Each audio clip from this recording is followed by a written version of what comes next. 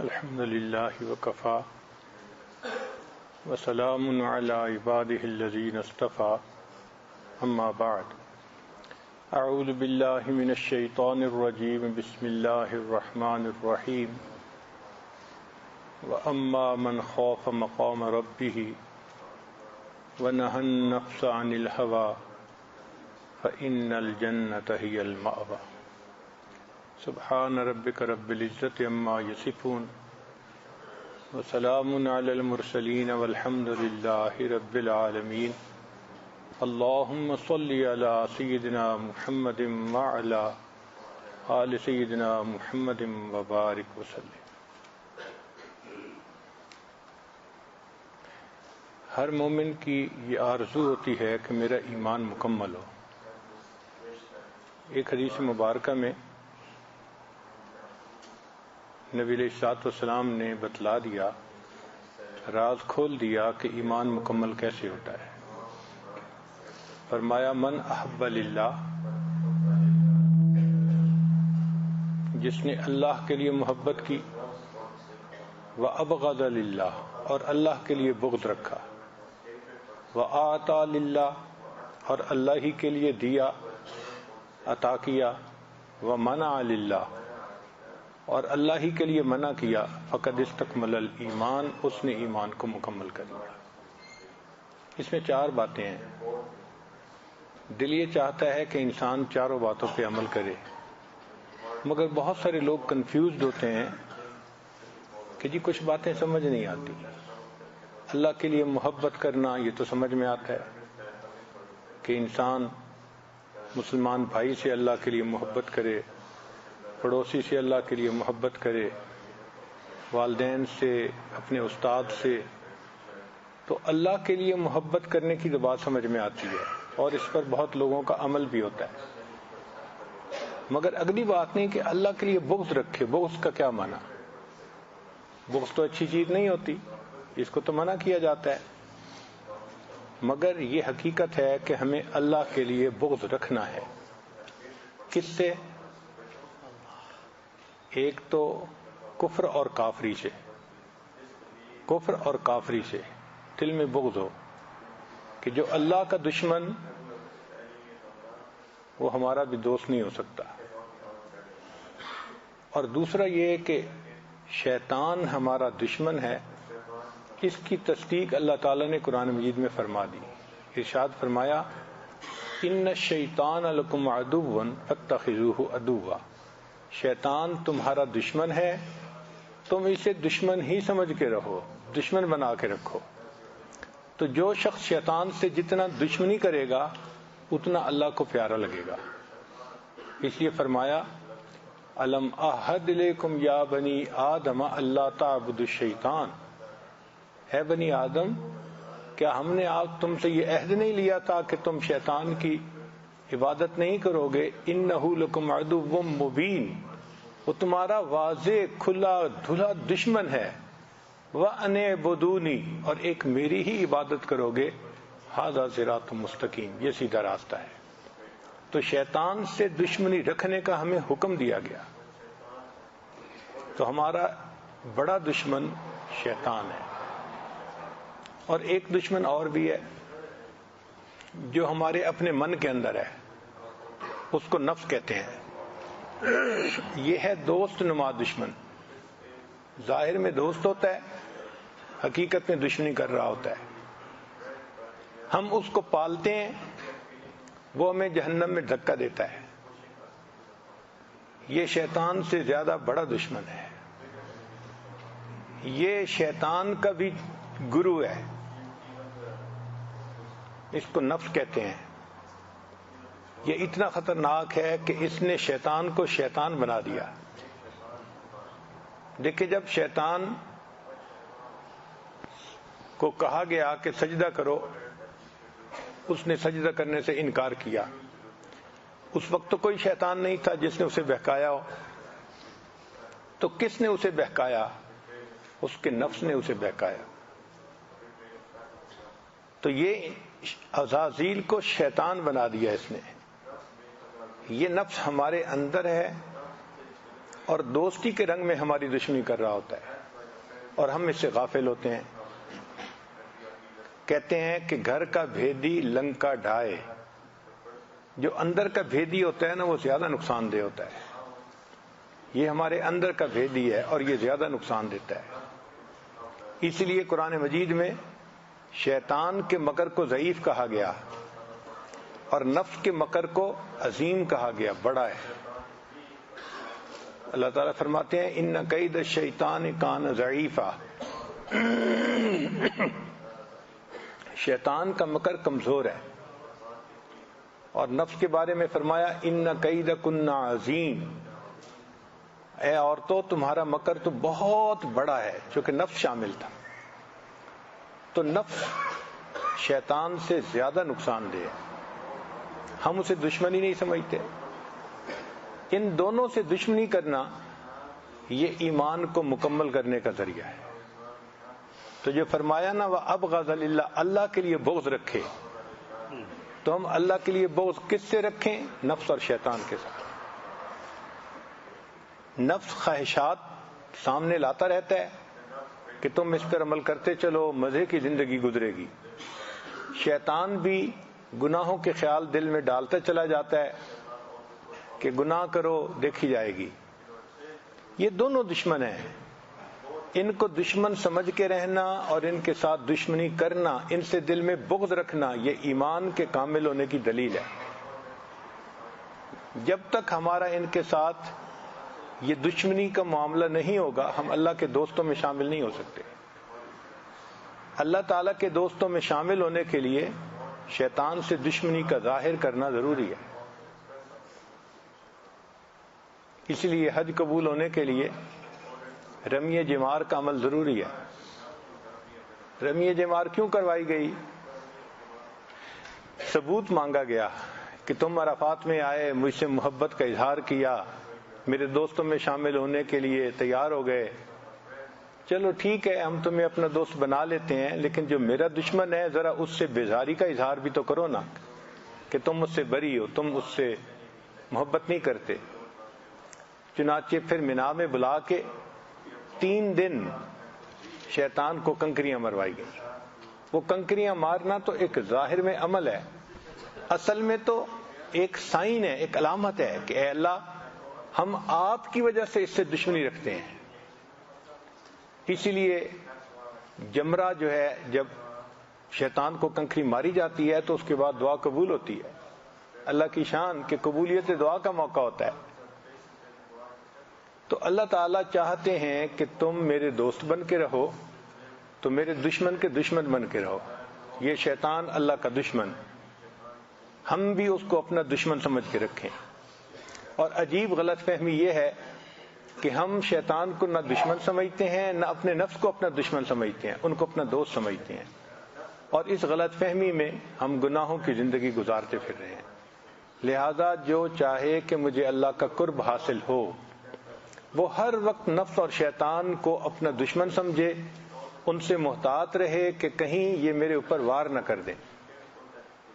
نفس اور شیطان ہے خنجر در بغل، وار ہونے کو ہے اے غافل سنبھل. پڑ نہ جائے دین و ایمان میں خلل، باز آ ہاں باز آ اے بے عمل. تو ہمیں ان سے بہت واچفل رہنا ہے، بہت محتاط رہنا ہے اور ان کی نہیں ماننی.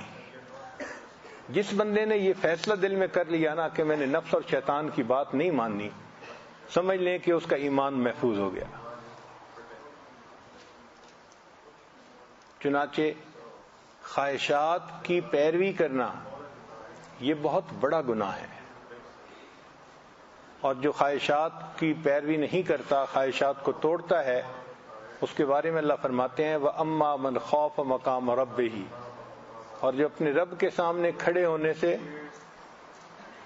ڈر گیا، وَنَهَى النَّفْسَ عَنِ الْهَوَىٰ، اور اس نے اپنے نفس کو خواہشات میں پڑنے سے روک لیا، فَإِنَّ الْجَنَّةَ هِيَ الْمَأْوَىٰ، پس جنت اس بندے کا ٹھکانہ ہے. تو نفس کی خواہشات کو توڑنے پر اور روکنے پر جنت کا وعدہ ہے. ہم اپنے دل میں ذرا جھانک کے دیکھیں کہ ہم نفس کی خواہشات کو توڑتے ہیں یا پورا کرتے ہیں. آپ اس نتیجے پر پہنچیں گے کہ ہم تو ہر خواہش کو پورا کرنے کی کوشش کرتے ہیں، کوئی بھی تھوڑی سی ٹیمپٹیشن ہوتی ہے تو بس ہمارا وضو ٹوٹ جاتا ہے۔ ہم بہت کمزور ہیں اس معاملے میں۔ تو آج کی اس مجلس کا بنیادی مقصد یہ ہے کہ ہم اپنے اصلی دشمنوں کو پہچانیں۔ لوگ کہتے ہیں جی فلاں رشتہ دار دشمن ہے، پڑوسی دشمن ہے، بھئی ہمارا کوئی دشمن نہیں ہے۔ اصل ہمارے دشمن دو ہی ہیں، ایک باہر کا ہے، ایک اندر کا ہے، باہر کا شیطان اور اندر کا نفس، بس یہ دشمن ہے۔ ایک بزرگ تھے تو پڑوسی کچھ ان کی مخالفت کرتا تھا، ایک دن اس نے بہت الٹی سیدھی باتیں کر دی تو ایک آدمی نے آ کے کہا جی فلاں بندے نے تو آپ کے خلاف بہت باتیں کی ہیں۔ کہنے لگے بھئی میں دو دشمنوں سے نمٹنے میں مشغول ہوں، فارغ ہو کے پھر میں اس سے بھی نمٹ لوں گا۔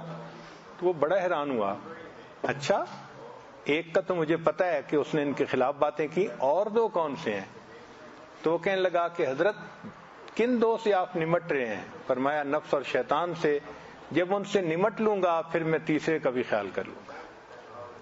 تو ہماری زندگی ان دو میں ہی گزر جائے گی۔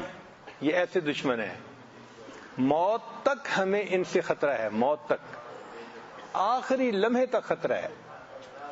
زندگی میں کوئی وقت ایسا نہیں آتا جہاں کوئی انسان مطمئن ہو کے بیٹھ جائے کہ اب مجھے کوئی خطرہ نہیں۔ زندگی میں وقت ایسا نہیں آ سکتا۔ امام احمد بن حنبل رحمۃ اللہ علیہ کی وفات کا وقت قریب تھا تو طلباء نے سوچا کہ ہم حضرت کے سامنے کلمہ پڑھیں، تلقین ہو جائے۔ چنانچہ انہوں نے کلمہ پڑھنا شروع کیا۔ حضرت پڑھتے لا، پھر خاموش، پھر پڑھتے لا، پھر خاموش۔ طلباء حیران کہ پورا کلمہ کیوں نہیں پڑھ رہے؟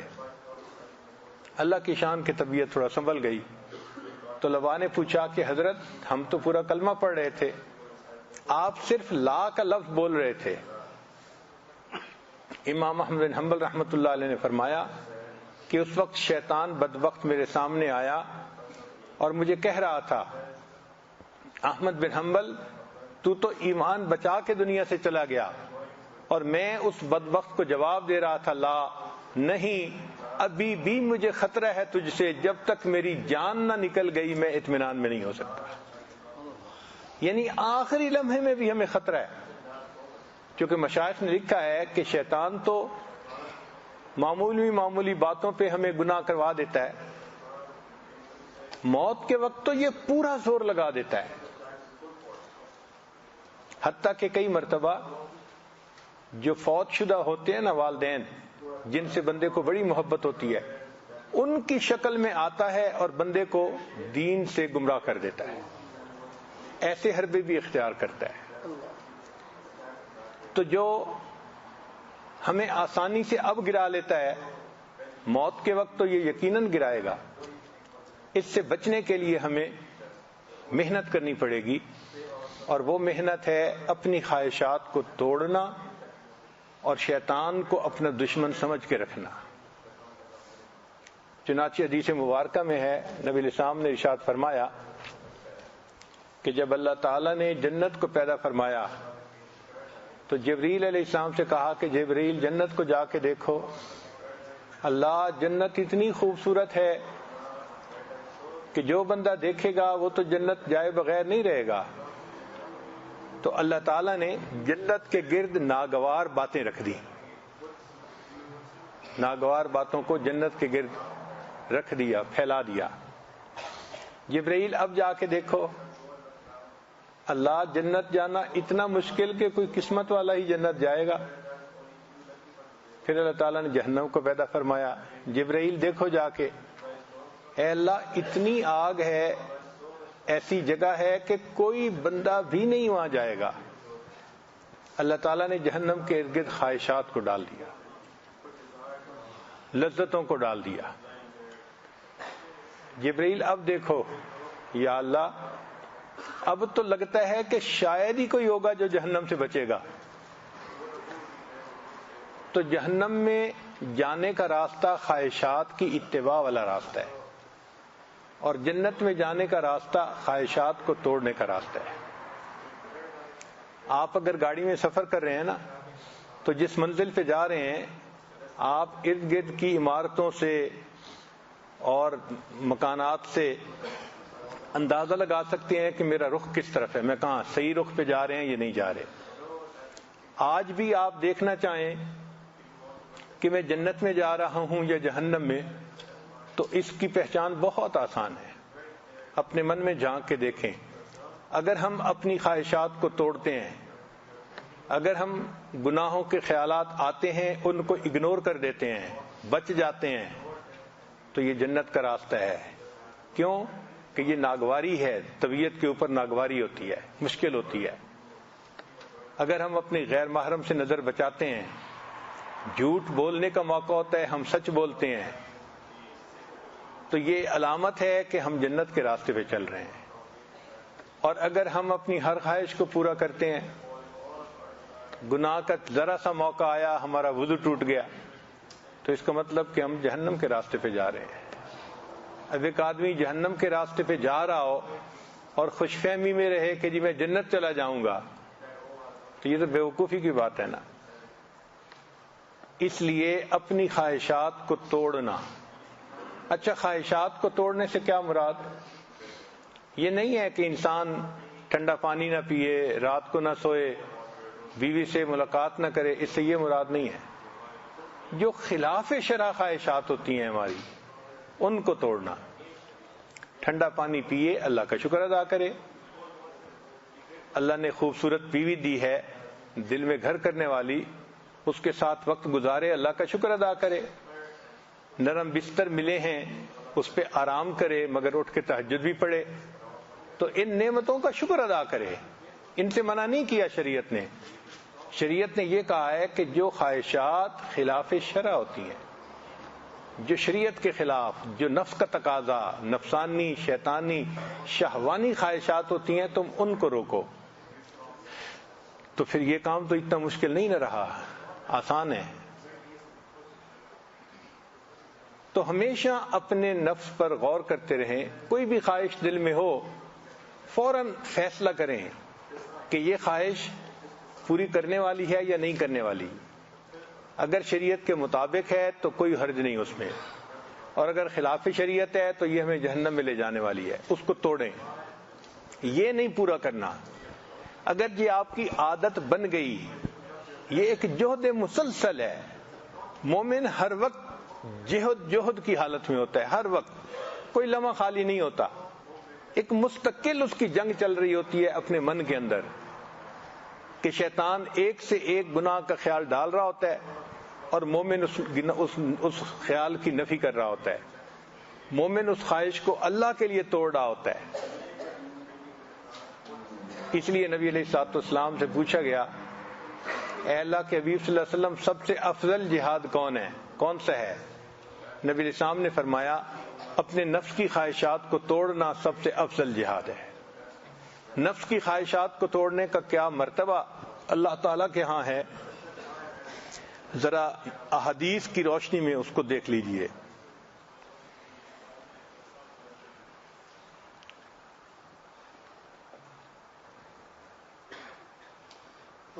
نبی علیہ السلام نے ارشاد فرمایا، جفت الجنت بالمقارۃ،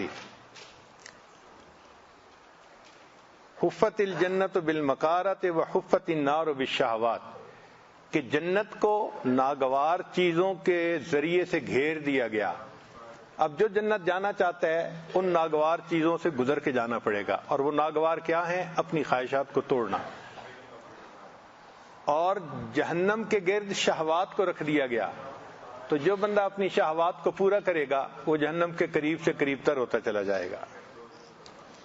نبی علیہ السلام نے ارشاد فرمایا، لا یؤمن احدکم حتی یکون ہواہ تبعا لما جئت بہ، تم میں سے کوئی اس وقت تک ایمان والا نہیں ہو سکتا جب تک کہ وہ اپنی خواہشات کو تابع نہ کر دے اس تعلیم کے جو میں لے کر آیا ہوں۔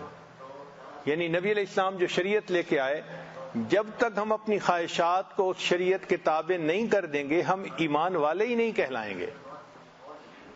یہ تو بہت خطرے کی بات ہے۔ تو آپ سوچیں ایسے زندگی کے لمحے ہمارے بھی گزرے ہیں کہ جب ہم ایمان سے خالی تھے، جب ہم مومن نہیں تھے اس وقت. حدیث پاک میں ہے ایمان اس سے نکل جاتا ہے. شرابی شراب پیتا ہے، اس سے ایمان نکل کے اس کے سر پہ آ جاتا ہے. چور چوری کرتا ہے، اس حالت میں شیطان اس کا ایمان اس کے دل سے نکل جاتا ہے. تو یہ ایسے گناہ ہیں کہ جن کے کرنے کے وقت میں گویا مومن کے دل میں ایمان نہیں ہوتا اس وقت. تو یہ تو خطرے کی بات ہے. ہم اس وقت ایمان والے کہلائیں گے جب ہماری خواہشات شریعت کے بالکل تابع ہو جائیں گی.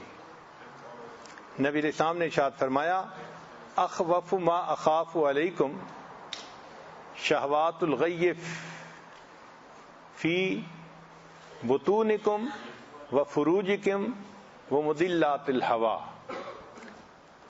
کہ جس چیز کا مجھے تم پر سب سے زیادہ ڈر اور خوف ہے نا، وہ ہیں وہ غلط خواہشات جو تمہارے پیٹ سے تعلق رکھتی ہیں، اور وہ خواہشات جو تمہارے شرمگاہ سے تعلق رکھتی ہیں.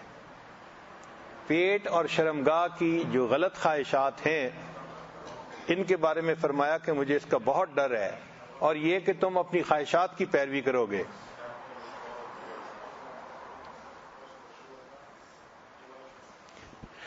اس لیے جو انسان اپنے نفس کی ہر چاہت کو پورا کرتا ہے وہ خدا پرست نہیں ہوتا، وہ تو نفس پرست ہوتا ہے. خدا پرستی الگ چیز ہے، نفس پرستی الگ چیز ہے. زر پرست، زن پرست، نفس پرست، یہ سب کی سب بت پرستی ہی کی اقسام ہیں. خدا پرستی کوئی اور چیز ہے. تو ایسا تو نہیں کہ اللہ کے ہاں ہمارا نام بت پرستوں میں لکھا ہوا. دنیا میں جتنا نفس کی پوجا کی گئی اتنی کسی اور بت کی پوجا نہیں کی گئی. چنانچہ حدیث پاک میں ہے ما تحت ظل السماء الہ یعبد اعظم عند اللہ من هوى متبع، کہ آسمان کے نیچے خواہشات کی پیروی کرنے سے زیادہ بڑا بت اور کوئی نہیں ہے. سب سے بڑا بت انسان کا نفس ہے، انسان کی خواہشات ہیں، اور ہم اس کی پوجا کرتے ہیں اور ہم اس کا احساس بھی نہیں کرتے، بلکہ ہم کہتے ہیں جی ہم کرنا تو وہ ہے جو میری مرضی میں آئے گا. بھئی کلمہ پڑھنے کے بعد مرضی ہماری کہاں گئی؟ ختم ہو گئی. مرضی تو اب اللہ کی چلے گی، ہماری نہیں چلے گی. نبی علیہ السلام نے ارشاد فرمایا ثلاث مہلکات، تین چیزیں ہلاک کر دینے والی ہیں، یعنی جہنم پہنچانے والی ہیں. شح مطاع، ایسا لالچ یعنی ایسا بخل کہ انسان جس کی پیروی کرے. حوم متبع، ایسی خواہشات کہ انسان اس کے پیچھے لگ پڑے. وَإِعْجَابُ الْمَرْءِ بِنَفْسِهِ، اور بندے کے اندر اگر عجب ہو نا، میں ہو، خود پسندی ہو، تو یہ خود پسندی بھی جہنم میں پہنچاتی ہے. اپنے آپ کو نیک سمجھنا، دوسروں سے اچھا سمجھنا، یہ چیز اللہ تعالیٰ کو بہت ناپسند ہے.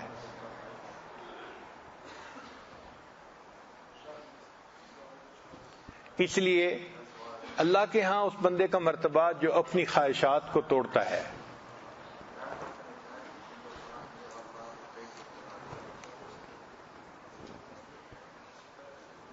سلیمان علیہ السلام کا قول ہے الغالب لہواہ اشد من الذی یفتح المدینۃ وحدہ، کہ جس بندے نے اپنی خواہشات کو قابو میں کر لیا یہ اس بندے سے بھی زیادہ اعلیٰ ہے جس اکیلے بندے نے پورے شہر کو فتح کر لیا. اب اکیلے بندے کا شہر کو فتح کرنا کتنا مشکل کام ہے، لیکن جو اپنے نفس کو فتح کر لیتا ہے وہ شہر کو فتح کرنے والے سے بھی زیادہ بلند درجہ رکھتا ہے. ایک بزرگ تھے، اللہ نے ان کو ہوا میں اڑنے کی کرامت عطا فرمائی تھی. جیسے سلیمان علیہ السلام کو اللہ نے معجزہ عطا فرمایا تھا کہ وہ اپنے تخت پہ بیٹھتے تھے اور تخت کو ہوا اڑا کے لے جاتی تھی. چنانچہ کسی نے ان کو ہوا میں اڑتے ہوئے دیکھا تو اس نے سوال پوچھا کہ آپ کو ہوا میں اڑنے کی یہ فضیلت کیسے نصیب ہوئی؟ انہوں نے جواب میں کہا ترکت الہوا، میں نے اپنی خواہشات کو چھوڑ دیا، فادخلت فی الہوا، اور میں ہوا کے اندر اڑنے کی فضیلت پا گیا۔ تو جو خواہشات کو توڑ دیتا ہے اللہ تعالیٰ پھر ہوا میں اڑنے کی توفیق بھی عطا فرما دیتے ہیں، ایسی کرامات بھی عطا فرما دیتے ہیں۔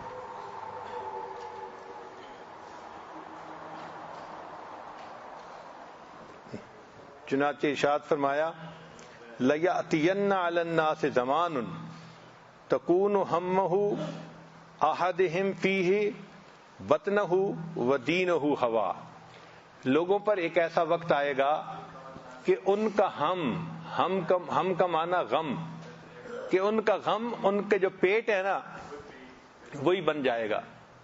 اب آج دیکھ لیں، ہم صبح سے لے کے شام تک پیٹ کے لیے کام کر رہے ہوتے ہیں، کاروبار کرتے ہیں، دفتر جاتے ہیں، مقصود کیا ہوتا ہے؟ پیٹ ہی ہوتا ہے۔ پلاننگ کرتے ہیں تو اسی کی، دفتر کے یہ کام سمیٹنے ہیں، بزنس کے یہ کام سمیٹنے ہیں، صبح سے لے کے شام تک ہماری یہ فکر ہوتی ہے۔ تو گویا ہماری فکر ہی پیٹ ہی سے متعلق رہتی ہے، اور دین اس کا خواہشات کی پیروی بن جاتا ہے۔ ایک بزرگ فرمایا کرتے تھے داؤک ہوا کا، کہ تیری خواہشات تیری بیماری ہیں، و دواؤک ترک ہوا کا، اور اس کی دوا خواہشات کو ترک کرنا ہے۔ تو خواہشات کو چھوڑ دینا، توڑ دینا، روک لینا، یہ ہمارے پرواز کرنے کا ذریعہ ہے۔ اس بات کو آج کی محفل میں ہم نے سمجھنا ہے کہ ہم نے پہلے تو اس کو سیریس نہیں لیا، اب اس کو سیریس لینا ہے، اور جو بھی خواہش ایسی آئے اس خواہش کو ہم نے توڑنا ہے۔ دیکھیں، کھانے کے مزے الگ ہیں، بھوکا رہنے کے مزے الگ ہیں، غیر محرم کی طرف دیکھنے کے مزے الگ ہیں، آنکھ بند کرنے کے مزے الگ ہیں۔ اصل میں ہم نے ابھی آنکھ بند کرنے کے مزے چکھے ہی نہیں، اس لیے ہمیں پتہ نہیں ہے۔ ہمیں بولنے کے مزوں کا پتہ ہے، خاموش رہنے کے مزوں کا پتہ ہی نہیں ہے۔ تو اللہ نے جو مزے اس طرح رکھے ہیں وہ بہت اعلیٰ ہیں، چنانچہ جن کو بھوکا رہنے کے مزے آ جاتے ہیں، سبحان اللہ، وہ زیادہ سے زیادہ روزہ رکھ کے اپنی زندگی گزارتے ہیں۔ اسی دنیا میں لوگ ہیں، ہمیں ایک مرتبہ ایک صاحب ملنے کے لیے آئے، سیف اللہ بیٹا چھوٹا تھا، تو انہوں نے بتایا جی کہ مجھے 35 سال ہو گئے ہیں اور میں 35 سال سے مستقل روزے میں زندگی گزار رہا ہوں۔ کیونکہ شیخ کو تو اپنے اعمال بتاتے ہیں، تو اپنے حالات بتاتے ہوئے انہوں نے یہ بات بتائی کہ جی الحمدللہ زندگی کے 35 سال گزر گئے ہیں، میرا کوئی روزہ قضا نہیں ہوا، میں ہر روز روزے سے رہتا ہوں۔ تو سیف اللہ بڑا حیران ہوا، اس نے سن لی بات، بعد میں مجھے کہنے لگا ابو جی 35 سال یہ روزے سے رہ رہے ہیں؟ میں نے کہا ہاں بیٹا یہ آسان کام ہے، ایک کام اس سے زیادہ مشکل ہے۔ کہنے لگا کون سا؟ میں نے کہا ان کو ایک دن روزہ رکھیں، ایک دن افطار کریں۔ تو اس نے جب جا کے بات کی تو وہ کہنے لگے یہ واقعی مشکل ہے، میری تو عادت بن گئی ہے، میں سحری میں کھا لیتا ہوں اور مغرب کے بعد کھا لیتا ہوں، تو میرے لیے 35 سال روزے سے گزارنے آسان ہے، ایک دن افطار ایک دن روزہ یہ مشکل کام ہے۔ لیکن اللہ کی شان کے ایسی زندگی گزارنے والے بھی دنیا میں لوگ موجود ہیں۔ چنانچہ ہمارے ایک تعلق والے ہیں قاری صاحب، ایک دن مجھے کہنے لگے حضرت میں ایک عمل آپ کے سامنے چھپا نہیں سکتا، بتانا ہے چونکہ آپ میرے شیخ ہیں، میری زندگی کے 53 سال اس وقت گزر چکے ہیں، میں ایک دن روزہ ایک دن افطار کی ترتیب پہ چل رہا ہوں۔ 53 سال تو کرنے والے اب بھی کر رہے ہیں، سارے ہم جیسے نہیں ہیں۔ اللہ کے مقبول بندے، نیک بندے، عمل کرنے والے بندے، نفس کو پچھاڑنے والے بندے آج بھی دنیا میں موجود ہیں، انہی کی برکت سے تو ابھی دنیا موجود ہے، اگر نہ ہوتے اللہ دنیا کی بساط کو ہی سمیٹ دیتے۔ اور ہم سے مہینے کے 3 روزے نہیں رکھے جاتے، ایام 20 کے، یا سوموار جمعرات کا روزہ نہیں رکھا جاتا، حالانکہ نوجوان ہیں، صحت مند ہیں، آرام سے روزہ رکھ سکتے ہیں، مگر ہم اس راستے پہ ابھی چلے ہی نہیں کہ اپنے نفس کی خواہشات کو توڑنا کیسے ہے۔ جب توڑنے لگیں گے نا تو پھر ہمیں خیال آئے گا کہ اس کو توڑنے کا طریقہ کیا ہے۔ پھر ہمیں روزہ معاون نظر آئے گا کہ روزے سے انسان کی شہوات ٹوٹتی ہیں اور نفس کو پچھاڑنا آسان ہو جاتا ہے۔ ایک بزرگ فرماتے تھے اعلم ان البلاء کلہ فی ہواک، کہ بلا ساری کی ساری تمہاری خواہشات میں ہے، والشفاء کلہ فی مخالفتک ایاہ، اور اس کی شفا ان خواہشات کی مخالفت کرنے میں ہے۔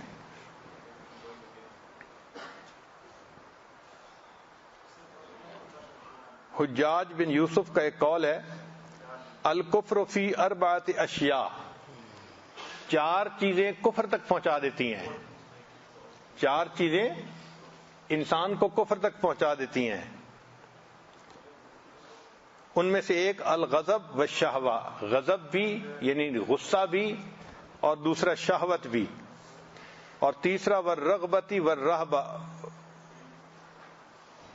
رغبت کہتے ہیں کہ کسی کو بہلانا پھسلانا، اور رہبہ کہتے ہیں ڈرانا کسی کو۔ تو ڈرانے دھمکانے سے بھی انسان کفر میں چلا جاتا ہے۔ آپ اچھی طرح جانتے ہیں کہ اس وقت کتنے لوگ ہیں جن کو کفر کی طرف کھینچا جاتا ہے، ان کو مالی فائدے دے کے، ان کو ویزے دے کے، ان کو اور اس طرح کی رغبتیں دے کے، اور لوگ اس کی خاطر اپنے دین سے ایک طرف ہو جاتے ہیں، اور کئیوں کو ڈرا دھمکا کے ان سے کام نکلوایا جاتا ہے۔ تو 4 چیزیں ہیں جو کفر تک پہنچاتی ہیں۔ ثم قال، پھر اس نے یہ کہا رأیت من حسنتین، ان میں سے 2 چیزوں کا میں نے خود تجربہ بھی کیا۔ غضب کا کہ رجلا غضبا فقتل امہ، ایک نوجوان تھا وہ غصے میں آ گیا اور اس نے اپنی ماں کو ہی قتل کر دیا۔ ورأیت رجلا عاشقا فتنصرا، اور ایک نوجوان اس کو ایک عیسائی لڑکی سے عشق ہو گیا تو وہ اس کے عشق کے پیچھے عیسائی بن گیا۔ تو شہوت کی وجہ سے بھی دین برباد کر بیٹھا اور غضب کی وجہ سے بھی دین برباد کر بیٹھا۔ تو یہ 4 چیزیں انسان کو کفر تک پہنچا دیتی ہیں۔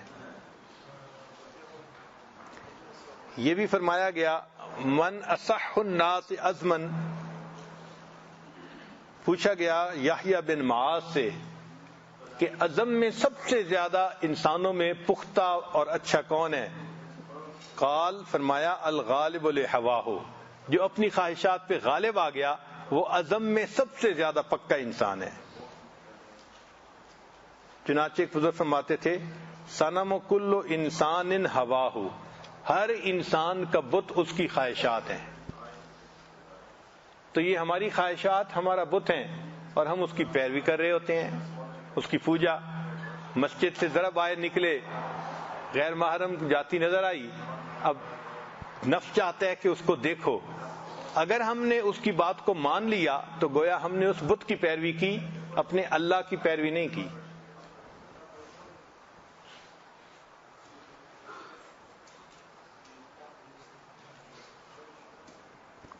بشر بن حارث فرمایا کرتے تھے لا تجد حلاوت العبادت حتی تجعل بینک و بین الشہوات حائطا من حدید، کہ تو اس وقت تک عبادات کی لذت کو نہیں پا سکتا جب تک اپنے اور اپنی خواہشات کے درمیان لوہے کی آڑ نہ بنا لے، لوہے کی دیوار نہ بنا لے۔ ہمارے حضرت مرشد عالم رحمۃ اللہ علیہ بیان میں فرمایا کرتے تھے کہ میں نے اپنی زندگی میں لوہے کا لنگوٹ باندھا ہے۔ لنگوٹ کہتے ہیں کہ انسان جو اپنے تہبند کے اندر پینٹی پہنتا ہے اس کو لنگوٹ کہتے ہیں۔ تو حضرت فرماتے تھے کہ میں نے لوہے کا لنگوٹ باندھا۔ تو کسی نے پوچھا جی لوہے کا لنگوٹ سے کیا مراد؟ فرمانے لگے کہ میں نے اپنی زندگی میں جنسی گناہ نہیں کیا۔ اللہ اکبر، کیسی صاف پاکیزہ زندگی ہوگی کہ زندگی میں جنسی گناہ کیا ہی نہیں۔ اور آج اگر دیکھیں تو ہر بندہ، ہر دوسرا بندہ جنسی گناہ میں ملوث نظر آتا ہے۔ تو اللہ تعالیٰ عبادات کی لذت عطا فرما دیتے ہیں جب انسان لوہے کا لنگوٹ باندھتا ہے۔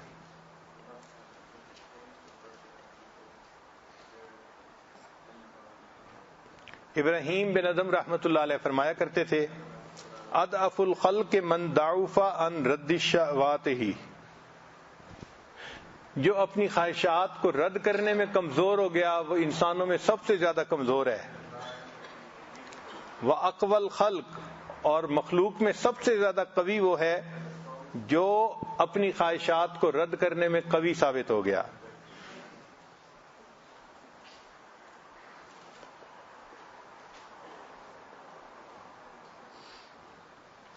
چنانچہ بعض حکماء نے کہا ہے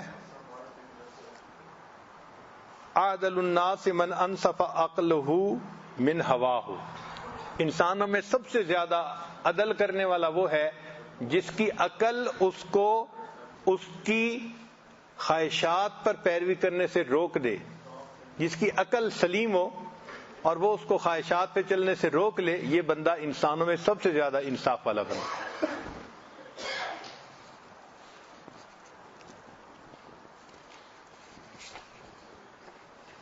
نبی علیہ السلام نے ارشاد فرمایا الکیس من دان نفسہ، عقل مند وہ ہے، عقل مند انسان کون ہے؟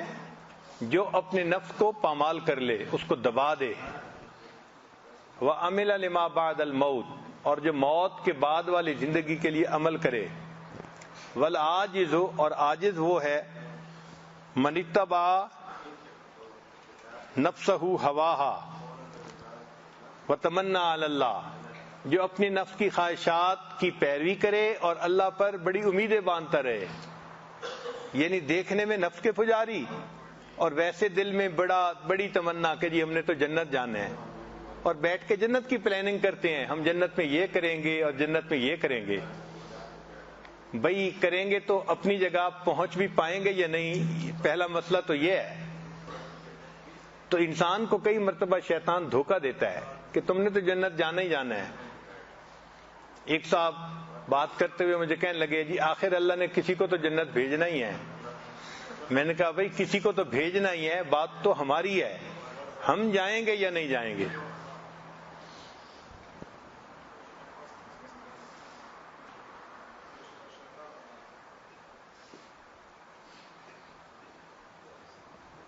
فرمایا الا یا رب شہوت ساعۃ اورثت حزنا طویلا، کہ چند لمحوں کی شہوت انسان کو لمبا غم عطا کر دیتی ہے۔ اور واقعی جو لوگ شہوات کے پیچھے پڑتے ہیں اس دنیا میں بھی ان کو پریشانیاں ملتی ہیں اور آخرت کی پریشانیاں تو انتظار کر ہی رہی ہوتی ہیں۔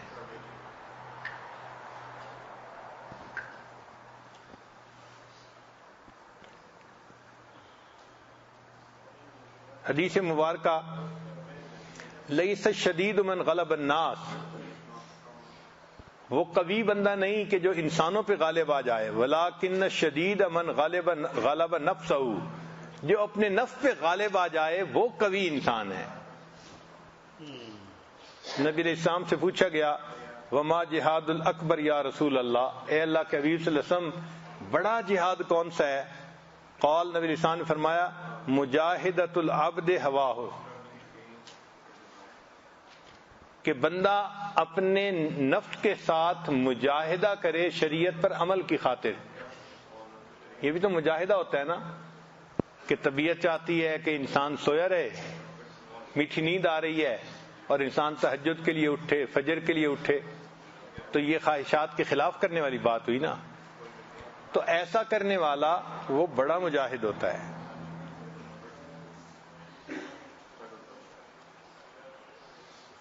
ایک بزرگ فرمایا کرتے تھے امت نفس کا تحییھا، تو اپنے نفس کو مار دے تجھے باطن کی زندگی نصیب ہو جائے گی، تو روحانی طور پر زندہ ہو جائے گا۔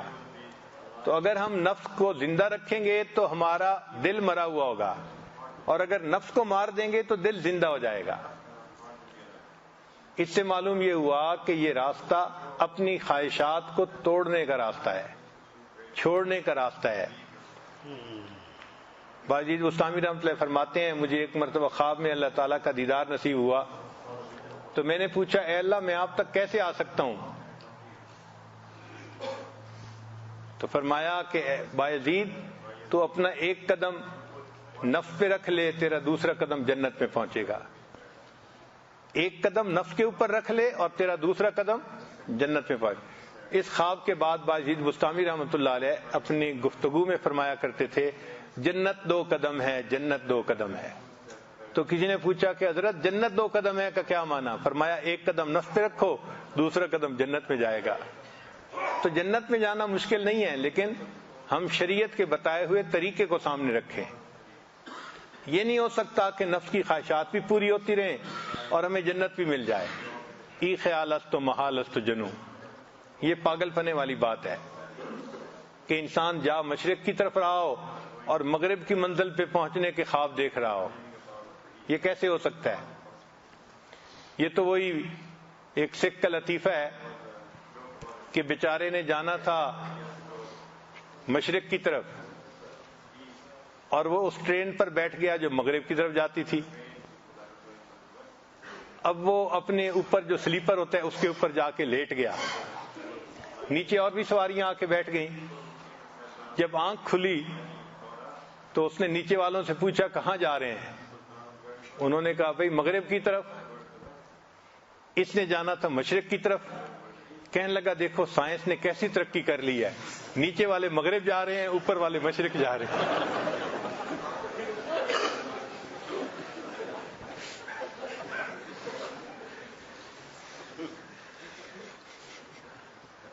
تو کہیں ہمارا بھی معاملہ ایسا نہ ہو کہ ہم نفس کی خواہشات کو پورا کریں اور اپنے دل کو سمجھا رہے ہوں کہ نہیں ہم تو جنت کے راستے پہ جا رہے ہیں.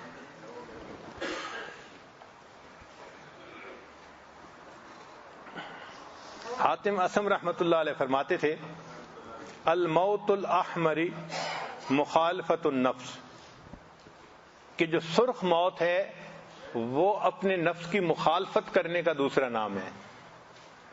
یعنی اپنے نفس کی خواہشات کو توڑنا، اس کو موت احمر کہا مشائخ نے.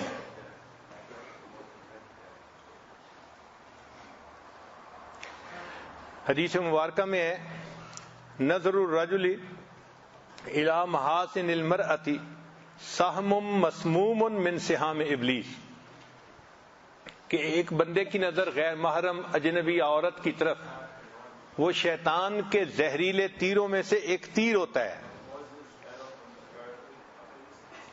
یورث الشہوۃ فی القلب، اس سے قلب کے اندر شہوت پیدا ہوتی ہے.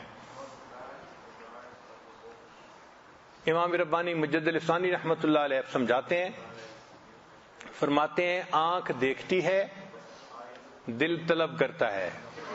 آنکھ دیکھتی ہے دل طلب کرتا ہے، شرمگاہ اس کو پورا کر دیتی ہے. ایک فکرے میں پوری بات سمجھا دی.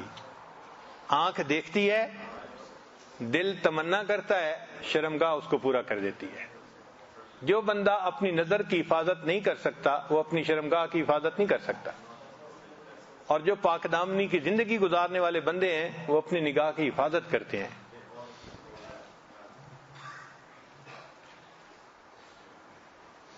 آج کل بعض نوجوانوں کے ذہن میں یہ خلل آ جاتا ہے جی اور ہم تو جی صرف فون پہ بات کرتے ہیں بس، اس سے زیادہ نہیں. ایک نوجوان آئے بیت ہوئے تو وہ اپنے غلط تعلق کو جسٹیفائی کر رہا تھا، اور جی بس میں صرف بات کرتا ہوں اور کچھ نہیں. میں نے کہا بھائی بات سے ہی تو بات بڑھتی ہے. جی میں حضرت بس صرف بات کرتا ہوں. میں نے کہا یہی تو پہلی سیڑھی ہے، ایک سیڑھی پہ قدم رکھیں گے اگلی سیڑھیاں خود چڑھیں گے، اور قرآن پاک سے یہ ثابت ہے. دیکھیں انبیاء 1,24,000، ان میں سے کسی نے یہ مطالبہ نہیں کیا اے اللہ ہم آپ کو دنیا میں دیکھنا چاہتے ہیں، اس لیے کہ وہ عارف تھے، جانتے تھے کہ دنیا میں اللہ کو دیکھنا ممکن نہیں ہے. ہم جنت میں جا کے دیکھ سکیں گے، آخرت میں دیکھیں گے، آخرت میں وعدہ ہے. سوائے حضرت موسیٰ علیہ السلام کے کہ انہوں نے کہا رب ارنی انظر الیک، اے اللہ میں آپ کو دیکھنا چاہتا ہوں. تو بھائی وہ بھی تو ایک پیغمبر علیہ السلام تھے نا، انہوں نے ایسے کیوں کہہ دیا؟ مفسرین نے نقطہ لکھا کہ انبیاء میں سے صرف موسیٰ علیہ السلام تھے وکلم اللہ موسیٰ تکلیما، اللہ تعالیٰ نے ان سے ہم کلامی فرمائی تھی. چنانچہ جو بندہ ہم کلامی کرتا ہے اس کے دل میں محبوب کو دیکھنے کا شوق پیدا ہو جاتا ہے. اس لیے جو کہتے ہیں کہ ہم صرف بات کرتے ہیں، آج بات کریں گے، کل پھر دیکھنے کی تمنا کریں گے، اور جب دیکھیں گے تو وہی ہوگا جو شیطان کرواتا ہے. تو بات تک بات نہیں رہتی، بات سے بات بڑھ جاتی ہے. اس لیے وہ پہلے قدم پہ ہی ختم کریں کہ بات ہی نہیں کرنی، یہ سلسلہ شروع ہی نہیں کرنا. جس نے سلسلہ شروع کر دیا پھر شیطان اس کو لے کے اس راستے پہ چل پڑے گا.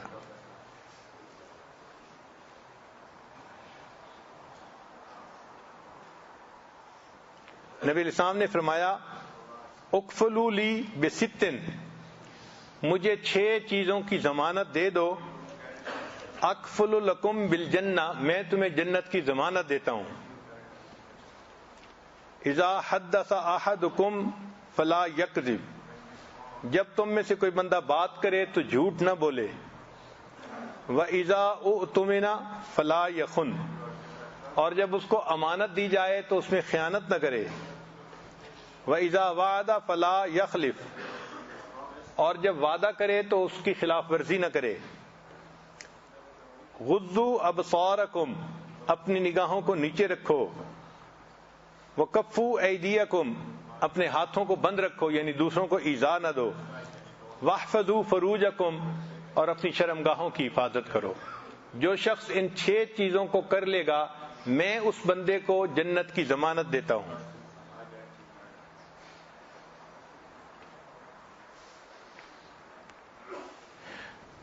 جو بندہ اپنے نفس کے خلاف کرتا ہے تو اللہ تعالیٰ پھر اس کو ریوارڈ بھی دیتے ہیں، اجر بھی دیتے ہیں. چنانچہ یہ نہیں ہے کہ جی ہم اپنے نفس پر جبر کریں گے اور ہم تو محروم ہو جائیں گے. نہیں، محروم نہیں ہوتے، اس کے بدلے اللہ بہتر چیز عطا فرماتے ہیں. حدیث مبارکہ ہے ما من مسلم ينظر الى محاسن امرأة اول مرة ثم يغض بصره الا احدث اللہ له عبادة یجد حلاوتها، کہ جب کوئی بندہ کسی عورت کی طرف دیکھتا ہے اور اس کا حسن اچھا لگتا ہے، ولو اعجبک حسنہن، اور دل چاہتا ہے کہ دیکھوں مگر وہ اپنی نگاہ کو ہٹا لیتا ہے، تو فرماتے ہیں کہ اللہ اس کو اس کے بدلے عبادت کی لذت عطا فرما دیتے ہیں. چنانچہ جو بندہ چاہے کہ مجھے تلاوت کی لذت ملے، نماز کی لذت ملے، سجدے کا سرور ملے، آخری رات کے آخری پہر کے مناجات کی لذت ملے، یہ تمام لذتیں حرام کاموں سے بچنے پر نصیب ہوتی ہے. اب حرام کاموں کے ساتھ ہم اس کو ڈھونڈتے پھر رہے ہیں، کیسے ممکن ہے؟ حرام کاموں کے ساتھ یہ لذتیں مل ہی نہیں سکتی، چاہے ہم کتنی اللہ سے دعائیں مانگتے رہیں. اس کی مثال تو وہی ہو گئی کہ ایک آدمی کمرے میں سوئی ڈھونڈ رہا تھا، تو دوسرے نے کہا کہ بھائی چلو میں تمہاری مدد کر دیتا ہوں. اس نے بھی اس کے ساتھ پورے کمرے میں سوئی تلاش کی، کہیں نظر ہی نہیں آئی. اس نے کہا بھائی ماربل لگا ہوا ہے نیچے، اگر اس کمرے میں کہیں سوئی پڑی ہوتی تو ہم دونوں ڈھونڈ رہے ہیں تو ہمیں مل جاتی. وہ کہنے لگا اصل میں سوئی تو میری گری تھی ساتھ والے کمرے میں، وہاں اندھیرا تھا، یہاں روشنی تھی، میں یہاں ڈھونڈ رہا ہوں. تو بھئی یہاں ڈھونڈنے سے سوئی تو نہیں نہ ملے گی. خواہشات کی پیروی کرنے والے راستے پر ہمیں عبادت کی لذت کیسے مل سکتی ہے؟ ممکن ہی نہیں. ہم اس کو اس راستے پہ ڈھونڈ رہے ہیں جہاں عبادت کی لذت ملتی ہی نہیں. وہ تو ملتی ہی نفس کے خواہشات کو توڑنے والے راستے پہ ہے. ہم راستہ تو ٹھیک اپنائیں، پھر ہمیں عبادات کی لذت بھی نصیب ہو جائے گی.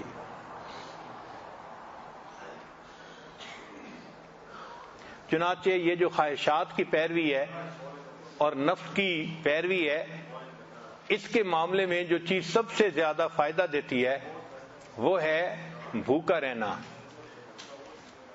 روزہ رکھنا یا کم کھانا، دونوں میں سے کوئی بھی چیز. یہ چیز بہت فائدہ دیتی ہے. چنانچہ بزرگ فرماتے ہیں الفکر نصف العبادت، فکر جو ہے وہ آدھی عبادت ہے. وقلت الطعام ہی العبادہ، اور کم کھانا اصل عبادت یہ ہے. حضرت عمر رضی اللہ عنہ ایک وقت کے کھانے میں 11 لقمے کھایا کرتے تھے. ہمارے بعض مشائخ بہت کم کھاتے تھے. ہماری شہوات مضبوط ہونے کی بنیادی وجہ یہی ہے کہ ہم ہر وقت ہی کھاتے رہتے ہیں. ہم ہر وقت سی فوڈ ڈائٹ پہ ہوتے ہیں کہ جہاں کھانا دیکھا وہیں اس کو کھا لیا. تو جب پیٹ بھرا رہتا ہے تو پھر خواہشات مضبوط ہوتی ہیں, پھر شہوات انسان پہ غالب آ جاتی ہیں. حدیث پاک میں ہے ان اکثر الناس شبعا فی الدنیا اطولهم جوعا فی الاخرہ. جو بندہ دنیا کے اندر اکثر پیٹ بھرا رہے گا وہ قیامت کے دن اکثر خالی پیٹ رہے گا, بھوکا پیٹ رہے گا. نبی علیہ السلام عائشہ صدیقہ عنہا فرماتی ہیں ما شبع رسول اللہ صلی اللہ علیہ وسلم من خبز شعیر, کہ جو کی روٹی سے نبی علیہ السلام نے یومین 2 دن متواتر پیٹ نہیں بھرا حتیٰ ماتا, حتیٰ کہ نبی علیہ السلام پردہ فرما گئے. پردہ فرمانے تک 2 دن متواتر جو کی روٹی سے پیٹ نہیں بھرا.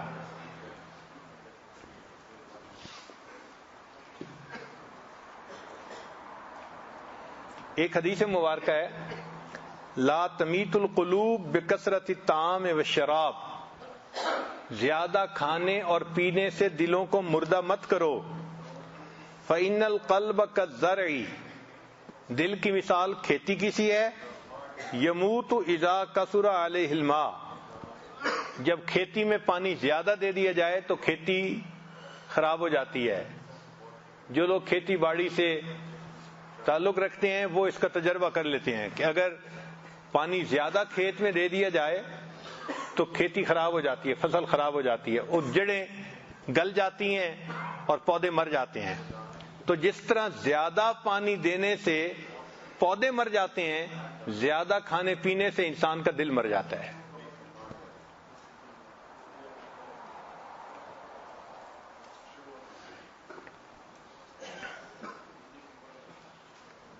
ایک حدیث مبارکہ میں ہے جاہدوا انفسکم بالجوع والعطش, بھوک اور پیاس کے ذریعے اپنے نفس کے ساتھ مجاہدہ کرو. فإن الأجر فی ذلک, اس میں بہت بڑا اجر ہے. ایک حدیث مبارکہ ہے من شبع ونام قسا قلبہ, جو کھائے اور سو جائے اس بندے کا دل سخت ہو جاتا ہے. بس دنیا میں 2 ہی کام ہوتے ہیں, کھانا پینا اور سو جانا. ایک بزرگ فرماتے تھے لکل شیء زکات وزکات البدن الجوع, ہر چیز کی ایک زکات ہوتی ہے اور بدن کی زکات بھوک ہے.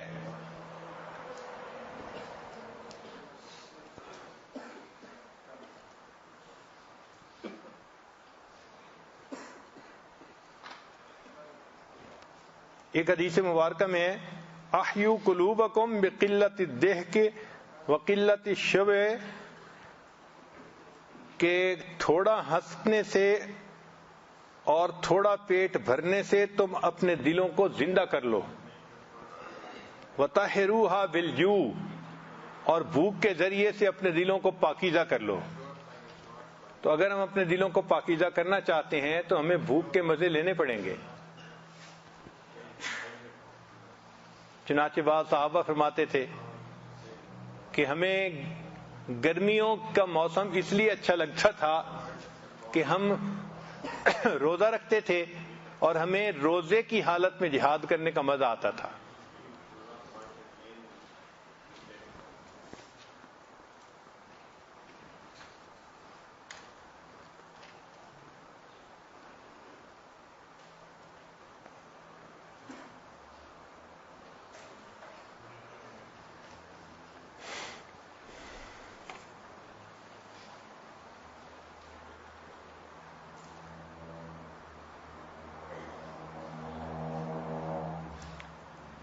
بعض مشائخ نے لکھا ہے العاقل من کان له علی جمیع شہواتہ رقیب من عقلہ, کہ عاقل وہ ہوتا ہے کہ تمام شہوات کے مقابلے میں جس کی عقل اس کی رقیب و نگران ہو. یعنی عقل ایسی ہو کہ جو اس کو بتاتی رہے یہ کرنے والا کام ہے، یہ نہیں کرنے والا کام. تو ایسا بندہ صحیح عقل مند ہوتا ہے. چنانچہ جو بندہ اپنے دل کو صاف کرنا چاہے اور اللہ تعالیٰ سے بصیرت حاصل کرنا چاہے اس کو بھوکا رہنا پڑے گا. بھوکا رہنے سے انسان کو عبادت میں لذت ملتی ہے اور ذکر کی تاثیر نصیب ہوتی ہے. حضرت جنید بغدادی رحمۃ اللہ فرماتے تھے بعض لوگ اپنے اور اپنے سینے کے درمیان کھانے کی آڑ رکھتے ہیں پھر بھی مناجات کی مٹھاس حاصل کرنا چاہتے ہیں. یعنی اگر پیٹ بھرا رہے گا تو مناجات کی لذت نصیب نہیں ہوگی. بھوکا رہنے سے تواضع اور انکساری نصیب ہوتی ہے. نبی علیہ السلام نے دعا مانگی، اے اللہ میں چاہتا ہوں کہ اجوع یومن و اشبع یوما، ایک دن میں بھوکا رہوں اور ایک دن میں پیٹ بھر کر کھاؤں. فَإِذَا جُعْتُ صَبَرْتُ، جس دن میں بھوکا رہوں اس دن صبر کروں. وَتَضَرَّعْتُ، اور اس دن میں آپ کے سامنے گڑ گڑاؤں. وَإِذَا شَبِعْتُ، اور جس دن میں پیٹ بھرا رہوں شَكَرْتُ، اس دن میں آپ کا شکر ادا کروں. پھر جو بندہ بھوکا رہتا ہے اس بندے کو عذاب یاد رہتا ہے. بھوکا رہنے کی یہ صفت ہے اور اسے غریبوں کے ساتھ ہمدردی پیدا ہو جاتی ہے. کہتے ہیں کہ حضرت یوسف علیہ السلام کثرت سے بھوکا رہتے تھے. تو کسی نے پوچھا کہ حضرت آپ کثرت سے بھوکا کیوں رہتے ہیں؟ فرمایا کہ میں ڈرتا ہوں اگر سیر ہو کر کھاؤں تو میں بھوکوں کو بھول نہ جاؤں، اس لیے میں بھوکا رہتا ہوں کہ مجھے بھوکے لوگ یاد رہیں. جو بھوکا آدمی ہوتا ہے اس کی شہوات ٹوٹتی ہیں. شہوت کلام اور شہوت فرج سے وہ بچ جاتا ہے. پھر جو انسان بھوکا رہتا ہے اس کی نیند کم ہوتی ہے. جو شخص بھوکا رہتا ہے اس کے لیے عبادات کرنی آسان، بدن کی صحت برقرار رہتی ہے. حدیث مبارکہ میں ہے سومو تصحو، کہ تم روزہ رکھو تمہاری صحت اچھی ہو جائے گی. پھر جو بھوکا رہتا ہے وہ تھوڑے مال پر قناعت کر لیتا ہے. جو بھوکا رہتا ہے وہ اپنے فالتو مال کا یا کھانے کا صدقہ کر سکتا ہے، غریبوں کو دے سکتا ہے.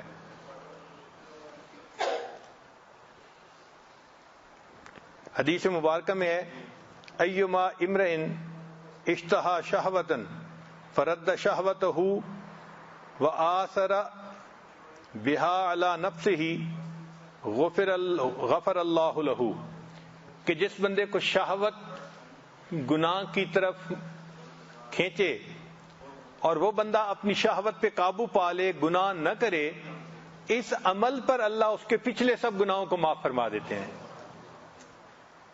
تو یہ نہیں ہے کہ ہم اگر مجاہدہ کریں گے تو ہمیں اس کا اجر نہیں ملے گا، اجر بہت زیادہ ہے. تو آج کی اس مجلس میں ہم نے دل میں یہ عہد کرنا ہے کہ آج کے بعد دل میں پیدا ہونے والی ہر خواہش کو ہم نے پورا نہیں کرنا، بلکہ اس کو شریعت کے ترازو پہ پیش کرنا ہے. شریعت کے مطابق ہوگی تو ہم اس کو پورا کریں گے، اگر خلاف ہوگی تو ہم شریعت کو نہیں توڑیں گے، ہم خواہش کو توڑیں گے. اور خواہش کو توڑ کر ہم اللہ کے سامنے ثبوت پیش کریں گے، اے اللہ ہم آپ کے حکم کی پیروی کرتے ہیں، ہم نفس کی پیروی نہیں کرتے. اس طرح ہم اللہ کے گروہ میں شامل ہو جائیں گے. اور اگر نفس کی پیروی کریں گے تو ہم شیطان کے گروہ میں شامل ہوں گے. اور حزب الشیطان ہم الخاسرون، وہ ہمیشہ خسارہ اٹھاتے ہیں جو شیطان کا گروہ ہوتے ہیں. اور جو اللہ کا گروہ ہوتے ہیں ان حزب اللہ ہم الغالبون، وہ مفلحون ہوتے ہیں، وہ غالب آنے والے ہوتے ہیں. اب ایک سوال پیدا ہوتا ہے کہ جی اپنی نگاہوں کی حفاظت کرنے کے لیے کیا کرنا چاہیے؟ روزہ رکھنا چاہیے، اگر کوئی کنوارا ہے تو نکاح کر لینا چاہیے تاکہ جائز طریقے سے اپنی خواہشات پوری ہو جائیں. اور ایک اہم بات کہ جہاں اللہ نے نگاہوں کی حفاظت کا حکم فرمایا اسی آیت میں یہ بھی فرما دیا ان اللہ خبیر بما یصنعون، ان الفاظ کو سوچے اور اپنے دماغ میں ہر وقت رکھے. اللہ فرماتے ہیں کہ اللہ جانتے ہیں جو وہ کرتے ہیں. تو ہم اگر نگاہ غیر محرم کی طرف اٹھائیں گے تو اللہ تعالیٰ کو پہلے پتہ چل جائے گا نگاہ اٹھنے سے بھی پہلے. مشائخ نے کہا کہ آدمی غیر محرم کی طرف نگاہ بعد میں اٹھاتا ہے، اس سے پہلے اللہ کی نگاہ اس بندے کے چہرے پہ پڑ رہی ہوتی ہے کہ یہ کر کے آ رہا ہے. تو ہم اگر غیر محرم کو دیکھیں گے تو اس وقت اللہ تعالیٰ ہمیں بھی دیکھ رہے ہوں گے، تو ہم اللہ کے دوستوں میں کیسے شامل ہو جائیں گے؟ یہ جو شہوت ہے نا، اس کی مثال آگ کی مانند ہے، اور یہ جہنم کی آگ کا حصہ سمجھ لیں. اس لیے جو دنیا میں اس آگ کو پورا کرتا پھرے گا وہ جہنم کی آگ میں ڈالا جائے گا. اور یہ جہنم کی آگ کیسے بجھے گی؟ یہ نور سے بجھتی ہے. حدیث پاک میں ہے اللہ تعالیٰ جہنم میں بندوں کو ڈالیں گے اور جہنم کہتی رہے گی کہ حل میں مزید، حل میں مزید. ایک ایسا وقت آئے گا کہ اللہ تعالیٰ اپنی یعنی ٹانگ کو اس کی طرف کریں گے، ساق کو اس کی طرف کریں گے. جب کریں گے تو یہ ساری کی ساری جہنم کی آگ، یعنی اس وقت جہنم کی آگ ٹھنڈی پڑ جائے گی، بجھ جائے گی. تو محدثین نے لکھا ہے کہ اصل میں اللہ تعالیٰ کا نور جہنم کی آگ کو بجھائے گا. تو نور میں یہ صفت ہے، وہ نار کو بجھا دیتا ہے. اب حضرت ابراہیم علیہ السلام کے قلب میں وہ نور تھا، ان کو نار کے اندر 40 دن کے لیے ڈالا گیا تھا اور آگ نے ان کو نقصان نہیں پہنچایا تھا.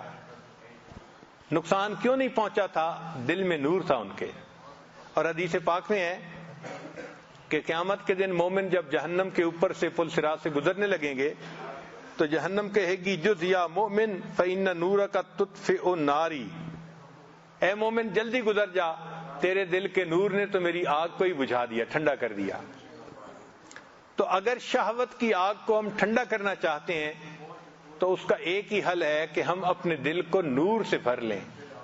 جب دل میں نور آ جائے گا پھر شہوت کی آگ ٹھنڈی پڑ جائے گی.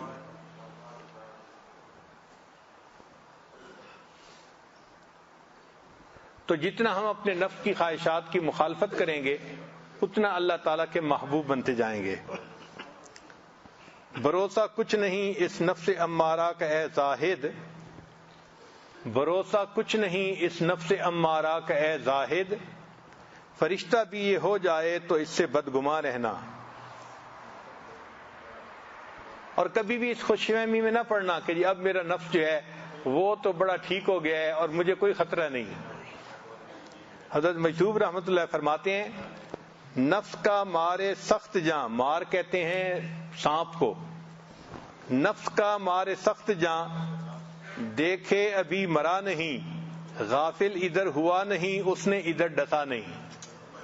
یہ ایسا سخت جان سانپ ہے، جلدی نہیں مرتا، ذرا ہم اس سے غافل ہوئے تو یہ ہمیں ڈس لے گا. یہ نفس جو ہے نا یہ فرعون ہے، یہ بھی انا ربکم الاعلی کا دعویٰ کرتا ہے، لہذا ہمیں اللہ کے لیے اس کے ساتھ بغض ہے. تو جو حدیث مبارکہ ہے نا من احب للہ و ابغض للہ، تو اللہ کے لیے محبت تو ہمیں سمجھ میں آتی ہے کہ اس میدان میں لوگ ایمان والے ایک دوسرے سے محبت کرتے ہیں، لیکن وہ سمجھ نہیں آتی کہ اللہ کے لیے بغض رکھنا کیا ہوتا ہے. تو آج یہ بات کھل گئی، لہذا آج کے بعد نفس سے اور شیطان سے ہمیں اللہ کے لیے بغض ہے. ہم نے نفس کی خواہشات کو پورا نہیں کرنا. جیسے اگر کوئی دشمن بات کر دے تو بندہ کہتا ہے میں کیوں پورا کروں. اب نفس جب اندر خواہشات ڈالے گا نا تو ہمارا روز کا ریسپانس یہ ہو کہ میں کیوں پورا کروں، میں کیوں پورا کروں، میں نہیں پورا کرتا. تو نفس کی خواہشات کو توڑنے کی عادت ڈال لیجئے. یہ وہ راستہ ہے جس پر چلتے ہوئے ہمیں جنت نصیب ہوگی، اللہ کا قرب نصیب ہوگا. اللہ تعالی ہمیں اپنے نفس کے اوپر فتح پانے کی توفیق عطا فرمائے.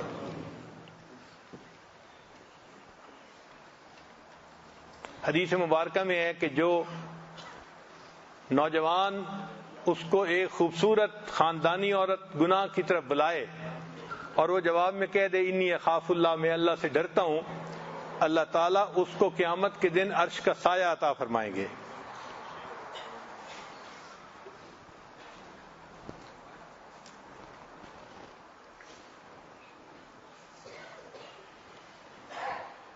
آج کل کا جو یہ میڈیا کا گند ہے، اس کے متعلق کچھ سٹیٹسٹک تھی، مگر وہ اتنی گندی ہے کہ اس کو نقل کرنے کوئی دل نہیں چاہتا۔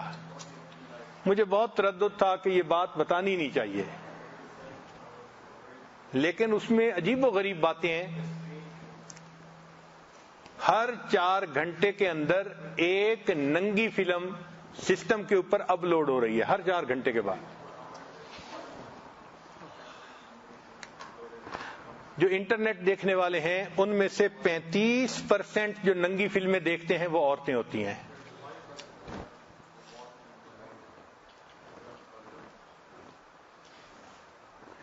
ہر روز جو ای میل لکھی جاتی ہیں ان میں سے 2.5 بلین ای میل جو ہوتی ہیں وہ سیکس سے متعلق ہوتی ہیں۔ 2.5 بلین ڈیلی ای میل وہ سیکس سے متعلق ہوتی ہیں۔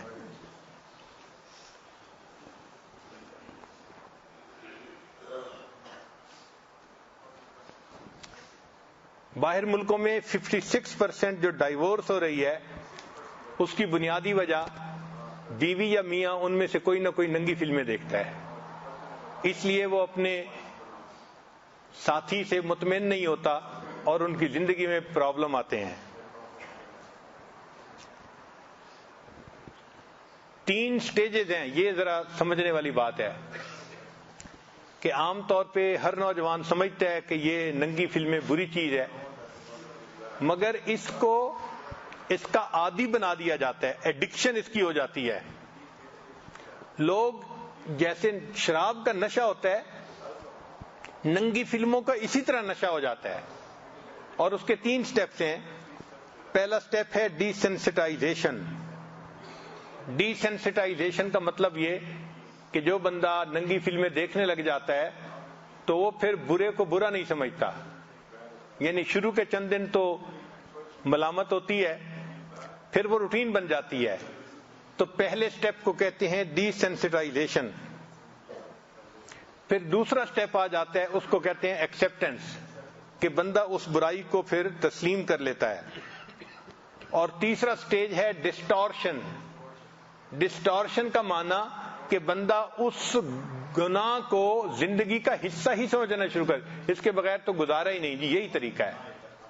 تو آج کل میڈیا کے ذریعے انسانوں کے دماغ اس سوچ کو ڈسٹارٹ کر دیا گیا ہے، جس وجہ سے زندگیوں کے اندر بہت پریشانیاں ہیں۔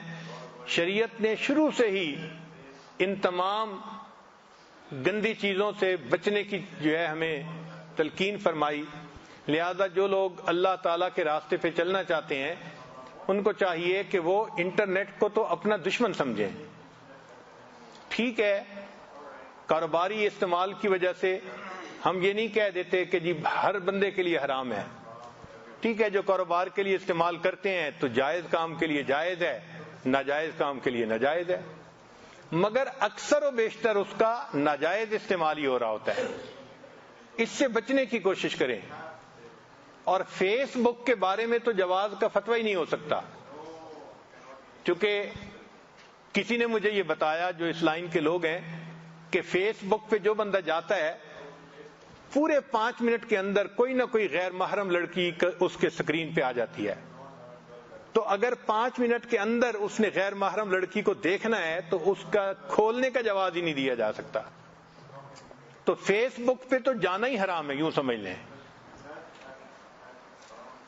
جو اللہ کا قرب حاصل کرنے والے لوگ ہیں وہ اس میڈیا کے گند سے اپنے آپ کو بچائیں، اور ہو سکتا ہے کہ اسی گند کی وجہ سے ان کی ترقی نہ ہو رہی ہو، وہ بڑھنا چاہتے ہیں مگر ان کے پاؤں بندھے ہوئے ہیں۔ اللہ تعالیٰ اس گرفتاری سے ہماری جان چھڑائے۔ اور پھر اس کا فائنل نتیجہ لکھا ہوا ہے کہ طلاقیں ہو جاتی ہیں اور بندے ڈائیورس ہونے کے بعد ڈپریشن ہو جاتی ہے، اور ڈپریشن کے بعد اس کا انجام کہ وہ لوگ خودکشی کرتے ہیں۔ جن لوگوں کو ایسی فلمیں یا ایسی چیزیں دیکھنے کی عادت ہو، ان کے لیے بھی چند نصیحتیں ہیں، وہ ذرا سن لیجئے، یہ کام کی باتیں ہیں کہ وہ بندہ اپنی ول پاور کو بڑھائے. سب سے پہلا کام ڈٹرمنیشن پاور، ول پاور. چونکہ ول پاور مضبوط ہوگی تو انسان انٹرنیٹ پہ تو کام کرے گا مگر گندی ویب سائٹ پہ نہیں جائے گا، اور اگر ول پاور کمزور ہوگی تو پھر خود بخود اس طرف کھنچ جائے گا. تو ول پاور کو مضبوط کریں ذکر کی کثرت کے ذریعے سے، اور جن لوگوں کو اللہ نے مضبوط قوت ارادی دی ہے ان اللہ والوں کی صحبت میں بیٹھنے سے اپنی قوت ارادی کو مضبوط کریں. پھر جو لوگ ایکسرسائز کرتے ہیں ان کی بھی ول پاور مضبوط ہو جاتی ہے. جو لوگ مناسب سوتے ہیں رات کو ان کی ول پاور بھی مضبوط ہوتی ہے. پھر جو لوگ فاسٹنگ، روزہ رکھتے ہیں، روزہ رکھنے سے بھی ول پاور مضبوط ہو جاتی ہے. میڈیٹیشن، جو لوگ مراقبہ کرتے ہیں اس سے بھی ول پاور مضبوط ہو جاتی ہے. اور ایک پوائنٹ یہ ہے کہ جو لوگ ایسا گناہ کرتے ہیں acknowledge that you are addict, اس کو جسٹیفائی نہ کریں، اپنے آپ کو جسٹیفائی نہ کریں جی میں اس وجہ سے دیکھتا ہوں میری بیوی میری بات نہیں مانتی، میرے ساتھ ٹھیک طرح سے نہیں رہتی، لہذا میں انٹرنیٹ پہ یہ تصویریں دیکھتا ہوں. نہیں، ایکسپٹ کریں کہ ہاں میرے اندر یہ گناہ موجود ہے، تب اس کی ریمیڈی ہوگی. ان تمام برائیوں سے بچنے کے لیے اللہ تعالی کا مضبوط یقین وہ ضروری ہے. ہم اگر سکرین دیکھ رہے ہوتے ہیں تو اس وقت اللہ تعالی ہمیں بھی دیکھ رہے ہوتے ہیں کہ یہ کیا بیٹھا تماشے دیکھ رہا ہے. اور جتنی ویڈیوز ہوں، امیجز ہوں، آڈیوز ہوں، ان سب کو ختم کر دینا چاہیے، ڈیلیٹ کر دینا چاہیے. اور کمپیوٹر استعمال بھی کرنا ہو تو پبلک پلیس پہ استعمال کرنا چاہیے، بند کمروں میں استعمال نہیں کرنا چاہیے. اور آدمی کو ٹیمپٹیشن کو برداشت کرنا یہ بھی سیکھنا پڑتا ہے. یہ جو شہوت کا زور ہے یہ چند لمحوں کی بات ہوتی ہے. انسان اگر اللہ کے لیے اس کو تھوڑی دیر روکے تو اللہ تعالیٰ اس مصیبت سے نجات عطا فرما دیتے ہیں. حضرت مجذوب رحمۃ اللہ فرماتے ہیں طبیعت کی رو زور پر ہے تو رک، طبیعت کی رو زور پر ہے تو رک، نہیں تو یہ سر سے گزر جائے گی، ہٹا لے خیال اس سے کچھ دیر کو، چڑھی ہے ندی یہ اتر جائے گی. تھوڑی دیر کے لیے انسان گناہوں سے اپنا ذہن ہٹا لے، یہ سیلاب جو چڑھ جاتا ہے نا یہ اتر بھی جاتا ہے، یہ ختم ہو جاتی ہے.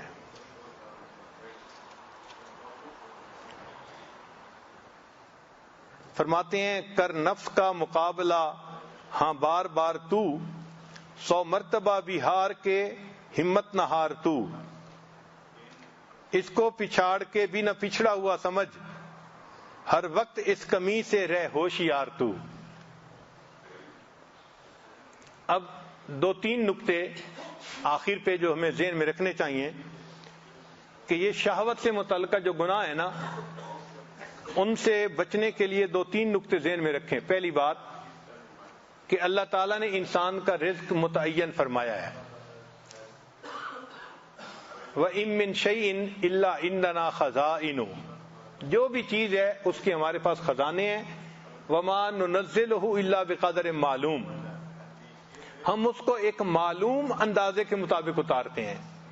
ہم نے دنیا میں کتنے لقمے کھانے ہیں یہ طے شدہ ہیں، کتنا پانی پینا ہے طے شدہ ہے.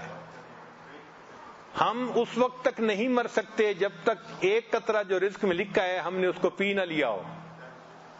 اس لیے بعض لوگوں کو آپ دیکھتے ہیں پانی پی رہے ہوتے ہیں اور ایک گھونٹ لیتے ہیں، گلاس رکھتے ہیں اور ان کی موت آ جاتی ہے. انہوں نے اتنا ہی پانی پینا ہوتا ہے، رزق اتنا ہی تھا. جو مزید پانی تھا وہ ان کا رزق نہیں تھا. لقمہ لیتے ہیں باقی روٹی رہ جاتی ہے، فوت ہو جاتے ہیں، ان کا رزق اتنا ہی تھا. ہماری زندگی میں جو اللہ رب العزت نے ہمارے لیے جنس کے مزے رکھے ہیں نکاح کے ذریعے سے، وہ ہمارا رزق ہے، وہ ہمیں ملنے ہی ملنے ہیں. اگر ہم شریعت کے مطابق کریں گے تو ازدواجی زندگی کی لذتیں نصیب ہوں گی، اور اگر ہم وقت سے پہلے ان کو لینے کی کوشش کریں گے تو کوٹا ہمارا ہی ہے جو ختم ہوگا اور گناہ اوپر سے ہوگا. گناہ اوپر سے ہوگا.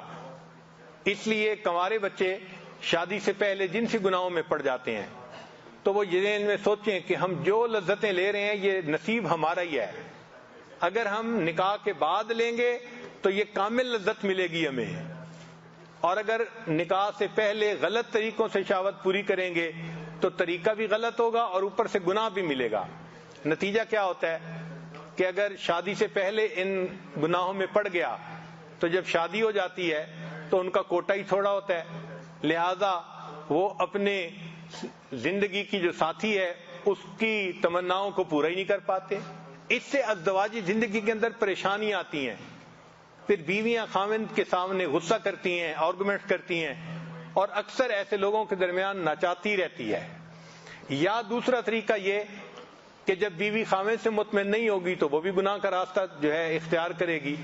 تو ایسے لوگ جو کنوارے پن میں گناہوں میں پڑتے ہیں وہ یہ ذہن میں رکھیں کہ شادی کے بعد ایسا نہ ہو کہ ہماری بیوی ہی کہیں گناہ کے راستے میں نہ پڑ جائے.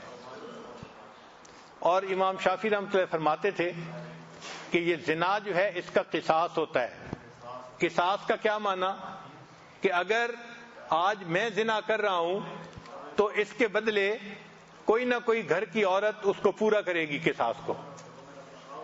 تو اگر ماں زنا کر رہی ہے تو وہ سوچے کہ کیا میری اس حرکت کا بدلہ میری بیٹی چکائے گی, میری بیٹی بھی اسی راستے پر چلے گی. اگر خاوند یہ عمل کر رہا ہے تو اپنی بیوی کے بارے میں سوچے کہ میں اگر کسی غیر عورت کے ساتھ یہ گناہ کر رہا ہوں تو میری بیوی میری بیٹی وہ بھی اسی کو پورا کرے گی. حدیث مبارکہ ہے تم غیر عورتوں کے ساتھ پرہیزگاری کا معاملہ کرو, لوگ تمہاری عورتوں کے ساتھ پرہیزگاری کا معاملہ کریں گے.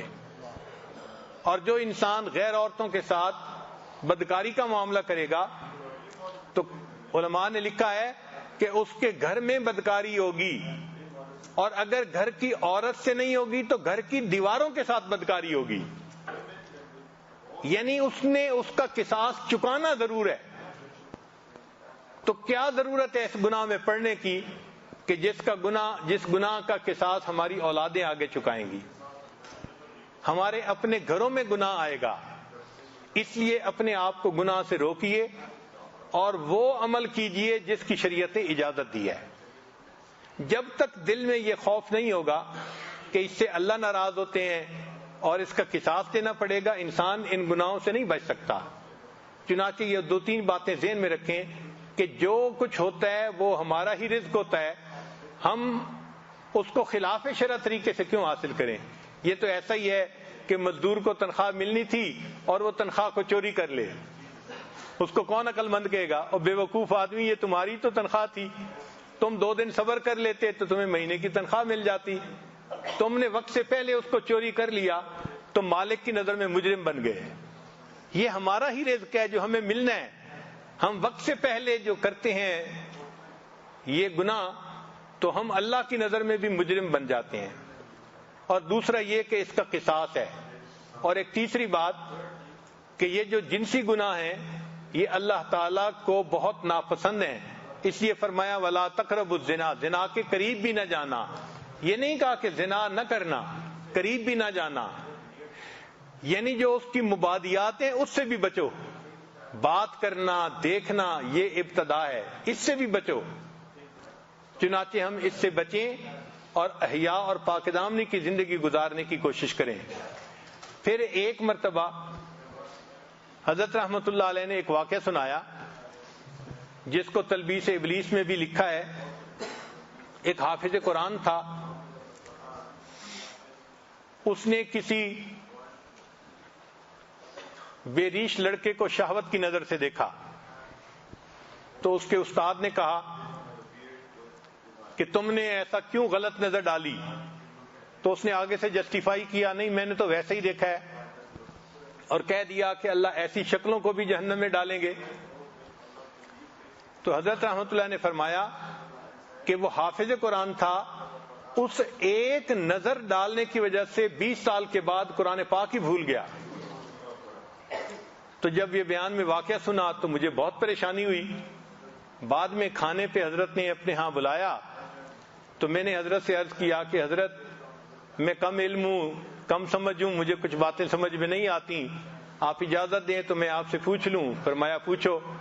میں نے کہا کہ حضرت ایک بندے نے ایک مرتبہ بدنظری کی، اتنی بڑی سزا کہ قرآن پاک کو ہی سینے سے نکال لیا گیا؟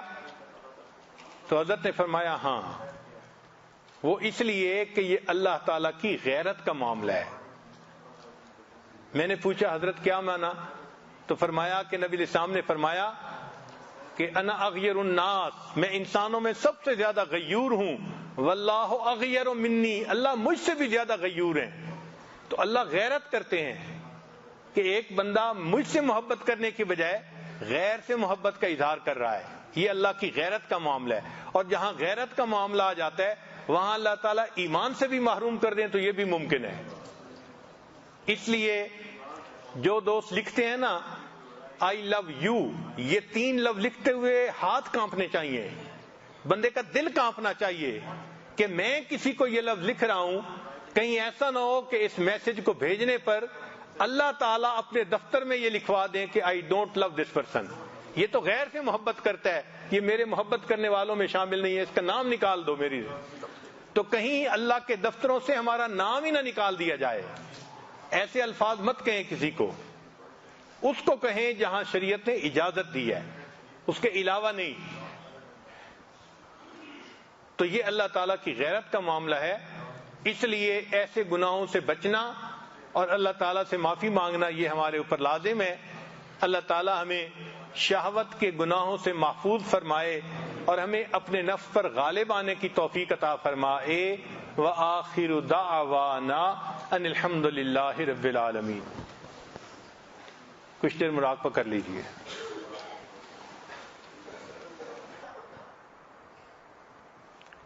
لا الہ الا اللہ محمد الرسول اللہ۔ اللهم صل على سيدنا محمد وعلى آل سيدنا محمد وبارك وسلم۔ اللهم انت السلام ومنك السلام، تبارك ذا الجلال والاکرام۔ اے پروردگار عالم، ہمارے صغیرہ کبیرہ گناہ معاف فرما۔ اللہ وہ گناہ جو ہم نے دن میں کیے معاف فرما، وہ گناہ جو ہم نے راتوں میں کیے معاف فرما۔ اللہ وہ گناہ جو ہم نے محفلوں میں کیے معاف فرما، وہ گناہ جو ہم نے تنہائیوں میں کیے معاف فرما۔ میرے مولا وہ گناہ جو ہم نے ارادوں سے کیے معاف فرما، وہ گناہ جو ہم نے بنا ارادے کیے معاف فرما۔ اے میرے مولا وہ گناہ جو ہمیں یاد ہیں وہ بھی معاف فرما، وہ گناہ جو ہم کر کے بھول گئے وہ بھی معاف فرما۔ اے پروردگار عالم، ہمیں شیطانی شیطانی محبتوں سے محفوظ فرما۔ اللہ اپنے قرب والی زندگی عطا فرما، اللہ اپنے مقربین بندوں میں شامل فرما۔ اللہ عزتوں کے بعد ذلت سے محفوظ فرما، اپنے قرب کے بعد دوری سے محفوظ فرما۔ اللہ سیدھا رستہ ملنے کے بعد بھٹکنے سے محفوظ فرما، اللہ ہدایت ملنے کے بعد گمراہی سے محفوظ فرما، علم حاصل ہونے کے بعد جہالت کے کاموں سے محفوظ فرما۔ اے میرے مولا ہمیں علت سے محفوظ فرما، قلت سے محفوظ فرما، یا اللہ ذلت سے ہمیں محفوظ فرما۔ اے پروردگار عالم ہمیں کبھی بھی بے سہارا نہ فرما، اللہ کبھی بھی بے آسرا نہ فرما، اللہ کبھی بھی اپنے در سے دور نہ فرما۔ اے میرے مولا در در کے دھکے کھانے سے محفوظ فرما، اے میرے مولا لوگوں کے سامنے ہاتھ پھیلانے سے محفوظ فرما، اللہ غیر کی محتاجی سے محفوظ فرما۔ اے میرے مولا ہمیں مرضوں سے محفوظ فرما، قرضوں سے محفوظ فرما، اللہ جان مال کی حفاظت فرما، عزت آبرو کی حفاظت فرما۔ اے میرے مولا ہمارے ایمان کی حفاظت فرما۔ اللہ یہ وقت بہت ہی فتنوں کا وقت ہے، اللہ روزانہ نئے سے نئے فتنے نکل رہے ہیں۔ اے میرے مولا ہم تیرے بہت کمزور بندے ہیں، اللہ ہمارا حال ایسا ہے، ایک قدم آگے بڑھتے ہیں شیطان اور نفس کئی قدم ہمیں پیچھے دھکیل دیتا ہے۔ اے میرے مولا ہم صبح توبہ کرتے ہیں، شام توڑ بیٹھتے ہیں، اللہ شام توبہ کرتے ہیں، صبح توڑ بیٹھتے ہیں۔ اے بے کسوں کے دستگیر، اے ٹوٹے دلوں کو تسلی دینے والے، اے خالی جھولیوں کو بھر دینے والے، اے پروردگار عالم ہمیں گناہوں سے محفوظ فرما، اللہ ہمیں اپنی امان عطا فرما۔ اے میرے مولا شیطان کے مقابلے میں ہماری مدد فرما، اللہ ہمارے نفس کو نفس مطمئنہ بنا۔ اے میرے مولا نفس امارہ سے محفوظ فرما، نفس مکارہ سے محفوظ فرما، اے پروردگار عالم اس پہ غالب آنے کی توفیق عطا فرما۔ اے میرے مولا ہمارا حال اس چرواہے کی مانند جس نے کہا اللہم اغفر فإنک لا تغفر فاغفر، اے اللہ میری مغفرت کر دیجئے، اللہ مغفرت نہیں کرنی پھر بھی مغفرت کر دیجئے۔ اللہ ہم آپ کے سامنے ہاتھ پھیلائے بیٹھے ہیں، اللہ ہم آپ سے یہی التجا کرتے ہیں، اے میرے مولا آج ہمیں معاف کر دیجئے، اللہ معاف کر دیجئے، اللہ معاف کر دیجئے، اللہ اگر معاف نہیں کرنا پھر بھی معاف کر دیجئے۔ اے میرے مولا آج تو جوان خون بھی معافیاں مانگ رہا ہے، اے میرے مولا اگر آپ نے معاف نہ کیا شیطان بھٹکائے گا، نفس ورغلائے گا، جوانیاں ضائع ہو جائیں گی۔ اے میرے مولا جوانیوں کو ضائع ہونے سے بچا لیجئے۔ اے میرے مولا اس مجمع کے اندر کتنے سفید بال والے ایسے ہیں جو اپنے بال سفید کر بیٹھے، اپنے دلوں کو سیاہ کر بیٹھے۔ اللہ ہم نے سنا ہے آپ کو سفید بالوں سے حیا آتی ہے، اے میرے مولا ان کے سفید بالوں کا واسطہ دیتے ہیں، اللہ ہمارے تمام گناہ کو معاف فرما، اللہ ہمیں اپنے مقربین بندوں میں شامل فرما، اللہ ہمیں اپنے نیک لوگوں میں شامل فرما۔ اے پروردگار عالم رمضان کا یہ قیمتی وقت گزرتا جا رہا ہے، اللہ جبرائیل امین کی بد دعا سے ڈر لگتا ہے ہلاک ہو جائے وہ شخص جس نے رمضان المبارک کو پایا اور اپنی مغفرت نہ کروائی، اور نبی علیہ السلام نے اس پہ آمین کی۔ اے میرے مولا ہمیں ہلاک ہونے سے بچا لیجئے، اللہ برباد ہونے سے بچا لیجئے، اے میرے مولا ہمیں یہاں سے بخشے بخشائے اٹھا دیجئے۔ اے میرے مولا ہم نے اس دنیا کے اندر دیکھا لوگ اپنے غلاموں کے ساتھ اللہ نرمی کا معاملہ کرتے ہیں، اے پروردگار عالم میرے والد بھی آپ کے در کے منگتے ہیں، اللہ والدہ بھی آپ کے در کی منگتی ہیں، اللہ میرے دادا بھی آپ کے در کے منگتے تھے، اے میرے مولا نانا بھی آپ کے در کے منگتے تھے۔ اے میرے مولا ہم نے اس دنیا میں دیکھا لوگ نسلی غلاموں کے ساتھ نرمی کا معاملہ کرتے ہیں، اے میرے مولا ہم تو آپ کے نسلی غلام ہیں، اللہ ہمارے ساتھ نرمی کا معاملہ کر لیجئے، اللہ نرمی کا معاملہ کر دیجئے۔ اے میرے مولا ہمیں سختی سے محفوظ فرما، اے میرے مولا ہمارے لیے روز محشر کا دن آسان فرما، اللہ وہ بہت سخت دن ہوگا، انبیاء بھی وہاں کھڑے تھرا رہے ہوں گے، اولیاء بھی کھڑے کانپ رہے ہوں گے، اللہ نفسی نفسی کا عالم ہوگا۔ اے میرے مولا اگر آپ نے ہمارا حساب کتاب کھول لیا، اللہ ہمارا تو کوئی عمل ایسا نہیں جو آپ کے سامنے پیش کرنے کے قابل ہو، اللہ ہمیں بغیر حساب کتاب جنت عطا فرما، اللہ نبی علیہ السلام کے حضور حاضری عطا فرما، اللہ ان کے ہاتھوں سے کوثر کا جام عطا فرما، ان کی شفاعت عطا فرما، ان کے قدموں تلے میں جگہ عطا فرما۔ اے پروردگار عالم ہماری طرف سے ہمارے آقا کو بہترین اجر و بدلہ عطا فرما، اے میرے مولا ہمارے تینوں حرم کی حفاظت فرما، اے میرے مولا وہ کتنے خوش نصیب لوگ ہوتے ہیں احرام پہنتے ہیں لبیک اللہم لبیک پڑھتے ہیں، اللہ کوئی آپ کے گھر کا دیدار کرتا ہے، کوئی مقام ابراہیم پر سجدے کرتا ہے، کوئی ملتزم سے لپٹ کر دعائیں مانگتا ہے، اے پروردگار عالم ہمیں بھی ان خوش نصیب لوگوں میں شامل فرما۔ اے میرے مولا ہمارے آقا کے روزے کی بار بار قبولیت والی حاضری کی توفیق عطا فرما، اے پروردگار عالم مدارس عربیہ کی حفاظت فرما، دعوت و تبلیغ کے کام کی حفاظت فرما، جہاں اللہ اللہ ہوتی ہے ان خانقاہوں کی حفاظت فرما، اقامت دین کی کوششوں کی حفاظت فرما۔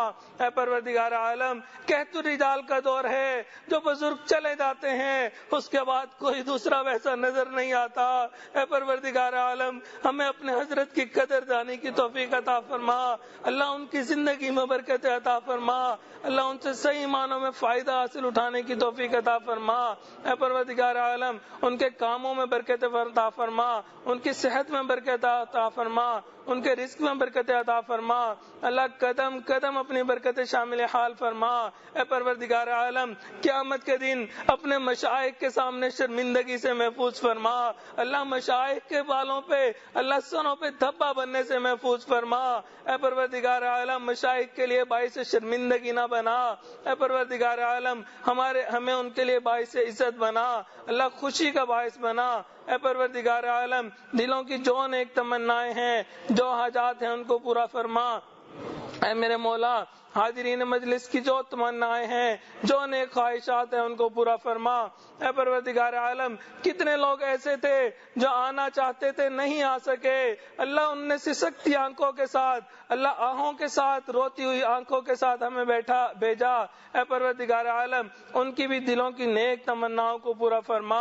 اے پروردگار عالم، اسلام کا بول بالا فرما، کفر کا منہ کالا فرما۔ اے پروردگار عالم، اسلام کو عزت رفتہ عطا فرما۔ اللہ اس وقت امت مسلمہ پریشان ہے، اللہ امت کو اللہ سایہ عطا فرما، اللہ اپنی رحمت عطا فرما۔ اے پروردگار عالم، ہم سب کو اپنے مقربین بندوں میں شامل فرما۔ اے میرے مولا، ہمارے عزیز اقارب مشائخ رشتہ دار جو اس دنیا سے رخصت ہو گئے، ان کی مغفرت فرما، جن کی آپ نے مغفرت کر دی، قرب کے اعلیٰ ترین درجات عطا فرما۔ اے میرے مولا، ہمیں روحانی جسمانی بیماریوں سے محفوظ فرما، اللہ ہمیں حسد سے محفوظ فرما، بخل سے محفوظ فرما، تکبر سے محفوظ فرما، کینے سے محفوظ فرما، اللہ غصے سے محفوظ فرما۔ اے پروردگار عالم، ہمیں چوری سے محفوظ فرما، اللہ زنا سے محفوظ فرما، میرے مولا تمام برے کاموں سے ہمیں محفوظ فرما۔ اے میرے مولا، نبی علیہ الصلوۃ والسلام نے جو خیریں آپ سے مانگی وہ بھی ہمیں عطا فرما، جن شرور سے پناہ مانگی ہمیں بھی پناہ عطا فرما۔ اے میرے مولا، جو مانگا وہ بھی عطا فرما، جو مانگنا چاہیے تھا نہیں مانگ سکے وہ بھی عطا فرما۔ صلی اللہ تعالی علی حبیبہ سیدنا محمد وآلہ واصحابہ اجمعین برحمتک یا ارحم الراحمین۔